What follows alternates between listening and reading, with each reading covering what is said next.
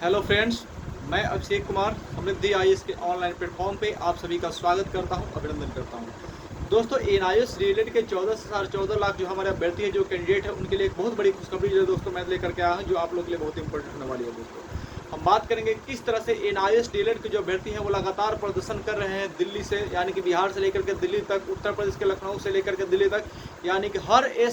एक स्टेट के जो एनआईएएस रिलेटेड कैंडिडेट है वो अब जो है प्रदर्शन कर रहे हैं और अपनी मांग को लेकर के जो है लगातार प्रयास कर रहे हैं। और साथ ही दोस्तों, सबसे बड़ी बात यह है, खुशखबरी ये है कि एनआईएएस रिलेटेड कैंडिडेट की आवाज़ को दोस्तों जो है अब अनेक नेताओं का और अन्य संगठनों का जो है दोस्तों समर्थन मिलने लगा। तो ये उनके लिए जो बहुत बड़ी जो है दोस्तों खुशखबरी है, क्योंकि अब उनकी आवाज़ जो है दोस्तों बुलंद होती जा रही है और लोकसभा और राज्यसभा में जो है उनकी मांगों को लेकर के जो है प्रश्न किए जा रहे हैं और बात जो है वो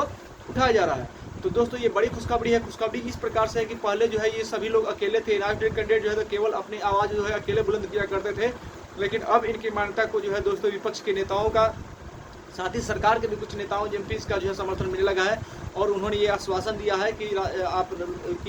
राज्यसभा और लोकसभा में वो इन बातों को उठाएंगे और एनआईएएस रिलेटेड के जो कैंडिडेट हैं, जो युवा हैं, उनको मान्यता दिलाने का आवश्यक प्रयास करेंगे और पूरी कोशिश करेंगे कि आने वाले शिक्षक भर्ती में जो है उनको मौका मिले। दोस्तों, सबसे पहले अगर मैं पॉइंट टू पॉइंट आपको हर एक पॉइंट के बारे में बताऊंगा और बताऊंगा किस तरह से एनआईएएस कैंडिडेट को जो है आने वाले शिक्षक भर्ती में मौका मिल सकता है, वो हर एक पॉइंट पर मैं चर्चा करूंगा। तो सबसे पहले एक चैनल को अगर आप पहले विजिट कर रहे हैं तो इस चैनल को सब्सक्राइब कीजिए, लाइक कीजिए, कमेंट कीजिए और ज़्यादा से ज़्यादा शेयर कीजिए कि एनआईएएस रिलेटेड की मान्यता को लेकर के जब भी कोई बड़ा अपडेट आए तो उस शीघ्रता से आप तक पहुँच जाए, क्योंकि सबसे ऑथेंटिक खबर जो है एनआईएएस रिलेटेड की मान्यता को लेकर के आपको यहीं पर दी जाती है। दोस्तों, सर्वप्रथम मैं आपको बताना चाहता हूं कि एनआईएएस रिलेटेड के जो 14 से 14.5 लाख कैंडिडेट है, उनकी मान्यता को लेकर के अब जो है दोस्तों राज्यसभा और लोकसभा दोनों जगह पे जो है दोस्तों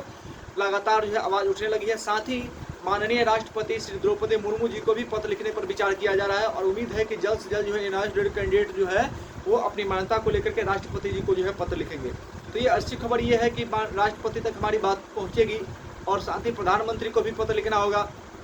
और लोकसभा और राज्यसभा, लोकसभा का जब सब चल रहा था तो वहाँ पे भी इसको लेकर के बातें उठाई गई। राज्यसभा के जो सांसद थे आरजेडी के मनोज झा जी, जो कि बिहार से हैं, उन्होंने जो है लोकसभा में युवाओं के लिए रोजगारों की जब बात की, युवाओं के लिए जब नौकरी की उन्होंने बात की, तो सीधे तौर पर उन्होंने कहा कि देश के अंतर्गत 14 से 14.5 लाख जो एनआईएएस कैंडिडेट के साथ उनके साथ अत्याचार क्यों हो रहा है। क्योंकि आप सभी को पता है कि एक प्रधानमंत्री मोदी का चेहरा दिखा करके जो है, सरकार का चेहरा दिखा करके एनआईएएस कैंडिडेट को जो है वो एनआईएएस का कोर्स कराया गया, लेकिन जब कोर्स उनका कंप्लीट हुआ तो माननीय सुप्रीम कोर्ट के द्वारा यह करके खारिज कर दिया जाता है कि नहीं, आप 2 वर्ष के डिग्री डिप्लोमा के इक्विवेलेंट नहीं है तो आपको जो है शिक्षक भर्ती में शामिल नहीं किया जाएगा। और जब से सुप्रीम कोर्ट का ये फैसला आया तब से एनआईएएस रिलेटेड के सभी कैंडिडेट जो उन्होंने एनआईएएस से डिलीट करके रखा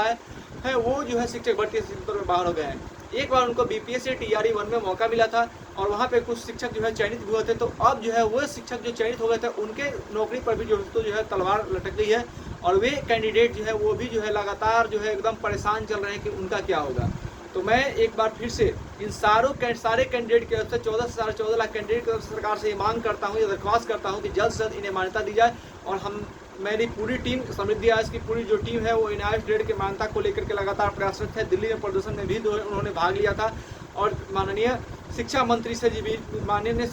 मिलने के लिए जो समय ही मांगा था और वहाँ पे मिलने के बाद जिस तरह से शिक्षा मंत्री ने जो जवाब दिया था गोल मटोल, उसके बाद सारे लोग जो है आहत हुए थे। तो उसके बाद एक बार फिर से सारे लोग जो है निराश हो गए थे, लेकिन एक बार फिर से सारे एनआईएएस कैंडिडेट जो है वो एकजुट हो गए हैं। मैं एक बार फिर से सारे एनआईएएस के कैंडिडेट को कहना चाहता हूँ कि आप एकजुट होइए और अपने अपने क्षेत्र के जितने भी कैंडिडेट है, चाहे वो विधानसभा सदस्य हो, चाहे लोकसभा सदस्य हो, चाहे राज्यसभा सदस्य हो, उन सबके साथ मिलिए और उनसे कहिए कि अगर आपने इस बार हमारी आवाज़ को लोकसभा, राज्यसभा या फिर विधानसभा में नहीं उठाया तो इसके बाद जब आप मेरे से वोट मांगने के लिए आएंगे तो एनआईएएस रिलेटेड के जितने भी कैंडिडेट हैं, जितने भी युवा हैं, न केवल एनआईएएस कैंडिडेट बल्कि जितने भी युवा हैं वो सब जो है आपका विरोध करने का काम करेंगे। इसलिए आप सभी एनआईएएस कैंडिडेट को मैं कहना चाहता हूँ कि आप सभी एकजुट होइए और एकजुट होकर अपने क्षेत्र विशेष के जहाँ से भी आप हैं वहाँ के, चाहे वो विधायक हो, चाहे वो एमपी हो, चाहे वो राज्यसभा सदस्य, चाहे वो लोकसभा सदस्य, सबसे मिलिए और अपनी बातों को रखिए कि किस तरह से आपके साथ जो है सरकार अन्याय कर रही है, किस तरह से जो है आपको शिक्षक भर्ती का मौका नहीं मिल रहा है। जब आप उनसे इस बातों को रखेंगे और उनके ऊपर प्रेशर बनाएंगे कि आप जाइए सदन में हमारी बातों को रखिए, तो निश्चित तौर पर उनके ऊपर प्रेशर बनेगा और सदन में जाकर वो अपनी बात को रखेंगे। और जब चारों ओर से चौतरफा हर एक क्षेत्र से एनआईएएस के जो अभ्यर्थी है उनकी मान्यता को, उनको जो है न्याय देने को लेकर अगर हर क्षेत्र से आवाज़ उठेगी और हर एक विधायक और हर एक सांसद अगर लोकसभा और राज्यसभा और विधानसभा में इस बात को उठाएगा तो निश्चित रूप से जो है दोस्तों आपको मान्यता मिलेगी। तो मैं एक बार फिर से सभी एनआरटी कैंडिडेट को कहना चाहता हूं कि आप एकजुट होते रहिए, निश्चित रूप से जो है आपको सीटें भर्ती में मौका मिलेगा और सरकार जो है वो प्रेशर में आएगी। धन्यवाद।